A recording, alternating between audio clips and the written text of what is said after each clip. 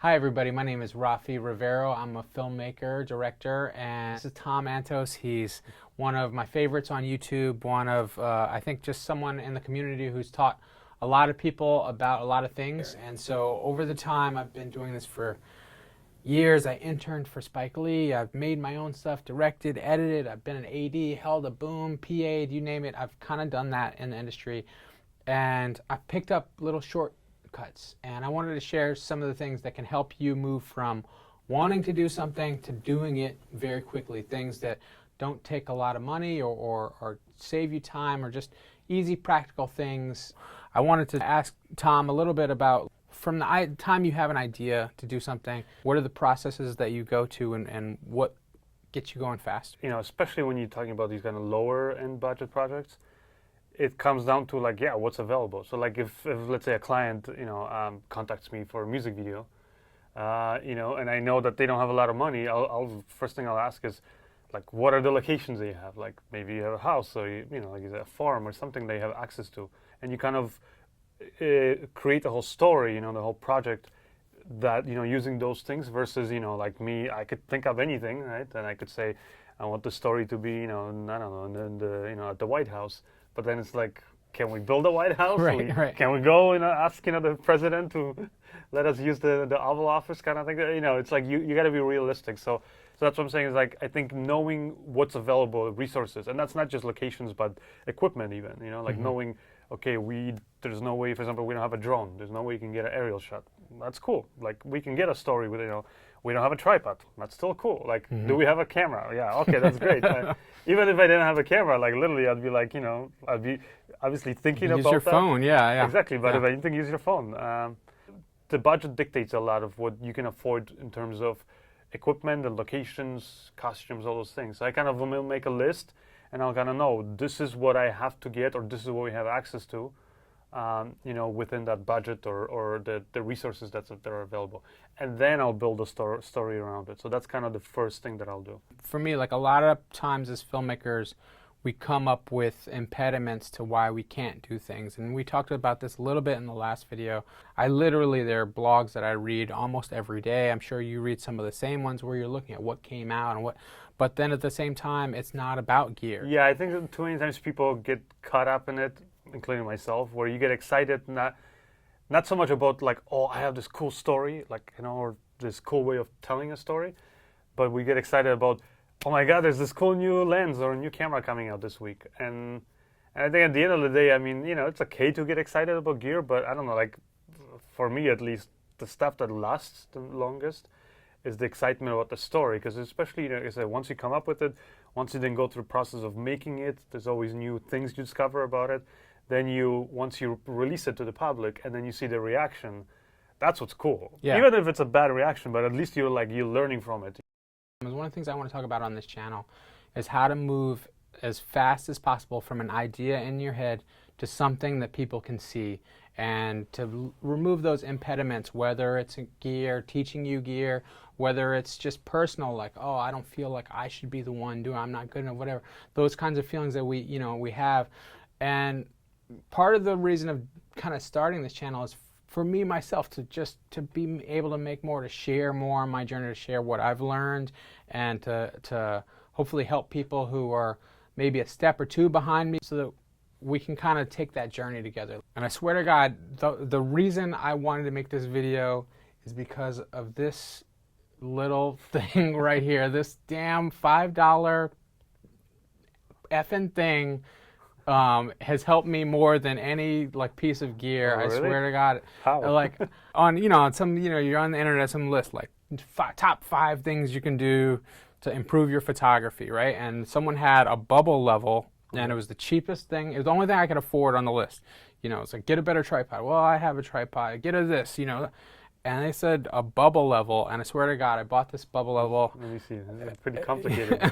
A lot of times I would find myself coming back with shots that were just off, and then so you're losing resolution, just cropping in and straightening out shots.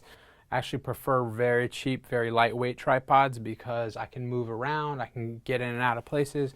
And so a lot of times the level is in a funny place on them, or it's not good, and just having it right on top of the camera, like boom, I can always see whether I'm level, and it's like the closest. It's not on some device below the camera. It's right there. It's in my face, and I get my shot. And that's something that helps me move faster, get ideas faster, and with confidence, I know that all the way later on in the process, I'm not sitting there like, oh, I had to crop out this tree I liked because the shot was cute.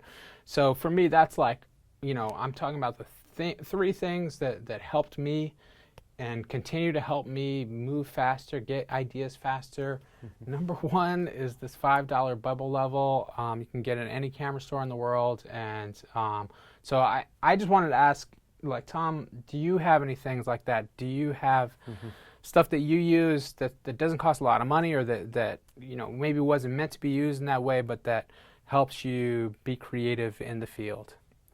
I think just a good DSLR camera, I would say, because even when like I'll work on projects where I get to use like the Red Epic or the Arri, like or whatever, like one of those like bigger kind of what you would call professional cameras, and yeah, they have a lot of advantages over the DSLRs. But what I find with those big cameras is that they just take so long to set up, and they're so complicated, and it'll pretty much take a team of people, that sometimes you don't end up experimenting or moving or getting creative shots because it's such a hassle moving the camera. Whereas with DSLRs, like I said, if I'm shooting a low budget project, obviously I'll just take the DSLR and that's my main tool. But even if I'm shooting bigger budget projects, I'll take the DSLR and I'll use that instead of a director's viewfinder. I find that director's viewfinder, it can kind of, because like you have to look directly through it, and it's an optical thing. And it can kind of, sometimes you can miss certain things, whereas with the DSLR, you can quickly hold it up, grab this angle, that angle, whatever it is. It's so easy to walk around with it. Actually record a few second clip, and whether I'm the director and I want to show it to the actors or something, or if I'm just a cinematographer and I want to show it to the director what my idea is, you can easily convey it before you get the whole team moving the camera and stuff. So I find, because I'm so about the visuals, like I care about that so much, that is an amazing tool. So like I said, and it doesn't not have to be an expensive camera. Like one of the more favorite ones that I have is, because it's so small, is the Sony NEX5 camera. Nice. That one I think you can get now for like under like $150 used on eBay. The oldest model if you get it. So it's and it's great 1080p camera, and like I said, it allows you to put nice lenses on it. So that's the thing, and then get a good zoom lens. So my sort of go-to camera is the GH4. And one lens that I love using is this one, the Lumix Vario G12-35, because it kind of goes from a nice wide angle to kind of mid-range, and because it's a zoom lens, again, I don't have to worry about swapping the lens and stuff. I just kind of, this with the GH4, I love it, like for framing the shots. I hadn't thought of that as a technique that you could repeat. That's awesome. And I think the another advantage is, like I said, when you're looking through, like the director's viewfinder, for example, because it's an optical thing, and you're actually still seeing it kind of in 3D, it's, even though it's one eye, but like you can move around, you get a different. Whereas when you actually capture it, and you're looking at the on DSLR at the image, the flat image, you're really then seeing what the final like product is going to see, like what the audience will see in the final product. So because of that, it kind of forces you to kind of realize that, okay, there's certain things, obviously now that it's a flat image, certain things might not be as visible. So so I think that's why it's a great tool in that sense.